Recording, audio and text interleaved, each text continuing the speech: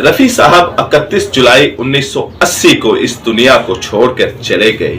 हजारों गाने गाने वाले मोहम्मद रफी साहब, जिनकी आवाज ऐसी थी कि हर कोई झूम उठता था। जियो कब्रिस्तान में इनको दफन किया गया और ऐसा जनाजा था कि बड़े सगीर में मौजूद बड़े जनाजों में इसका शुमार होता है। सैकड़ों मोहम्मद रफी साहब के जाने वाले परस्तारों की एक बड़ी तादाद, हर आंख अशक बार, और जो उस वक्त जनाजे में शरीक नहीं हो सका वो अपने घर में बैठा मोहम्मद रफी साहब के लिए दुआएं कर रहा था, मोहम्मद रफी साहब को याद कर रहा था। पूरी दुनिया उस दिन सोगवार थी, पूरी दुनिया सोग मना रही थी कि लोग इस बात पे कुट रहे थे कि हम रफी साहब के आखिरी सफर में क्यों शामिल नहीं हो पा रहे। पूरा जियो कब्रिस्तान तक लोग ही लोग, हर तरफ ऐसे लग रहा था कि ये इंसान नहीं है, ये कीड़ियां जा रही हैं, हर तरफ सर ही सर नजर आ रहे थे।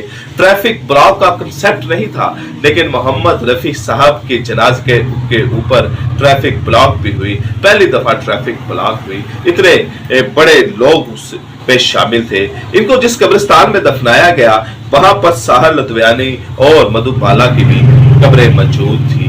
जियो का ये कब्रिस्तान था। रफी साहब को भी इस कब्रिस्तान में दफनाया गया और इनके घर से लेकर कब्रिस्तान तक कई घंटे लगे इनका जनाजा पहुंचने के लगे, क्योंकि हर इंसान, उनका हर चाहने वाला, हर उनका परस्तार उनके जनाजे को कंधा देना चाह रहा था। और जनाजा एक कीड़े की रफ्तार के मानिंद, एक चींटी की रफ्तार के मानिंद आहिस्ता आहिस्ता आगे बढ़ रहा था। लेकिन 2010 में इनकी कब्र को हटा दिया गया, इनकी कब्र को डिमोलिश कर दिया गया, इनकी कब्र को खत्म कर दिया गया। साहर लुधियानवी की कब्र को भी खत्म कर दिया गया, मधुबाला की कब्र को भी खत्म कर दिया गया 2010 में। और उसका रीजन ये बताया गया कब्रिस्तान अथॉरिटी की तरफ से कि इस्लामी लॉ के मुताबिक 30 साल बाद आप इस कब्र को खत्म कर सकते हैं। अगर आपके पास जो है मुर्दे उनको दफनाने की गुंजाइश नहीं है, तो बढ़ती हुई तादाद कब्रिस्तान की जगह ना होने की वजह से, जगह कम होने की वजह से इन कब्रों को खत्म कर दिया गया। साहर लुधियानवी की कब्र को भी खत्म कर दिया गया, मधुबाला जी की कब्र को भी खत्म कर दिया गया और मोहम्मद रफी साहब की कब्र को भी खत्म कर दिया गया।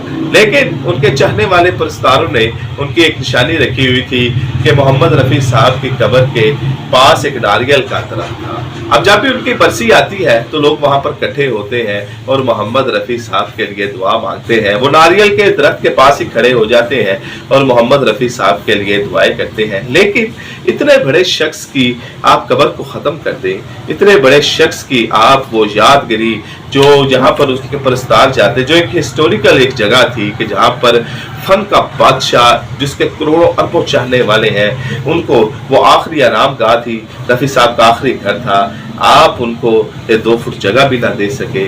आपने एक ऐसी वजह बयान की कि आपके पास जगह की कमी थी। ये तो ऐसे ही था कि जैसे आपने मोहम्मद रफी साहब को खत्म कर दिया। उनके परस्तार उनके कब्र पर जाते, दुआएं मांगते तो शायद उनको वो सुकून मिलता। आज भी वो जाते हैं, दुआ मांगते हैं, दुआएं तो कबूल होती होंगी, रफी साहब को सुकून भी मिलता होगा, लेकिन एक निशानी तो रह जाती रफी साहब की। बहरहाल जो भी आइंदा मजीद अपडेट होगी रफी साहब के हवाले से, बॉलीवुड के और इंटरेस्टिंग वाकयात जो भी होंगे आपको अपडेट करते रहेंगे। अपना और अपने इस चैनल का ख्याल रखिए।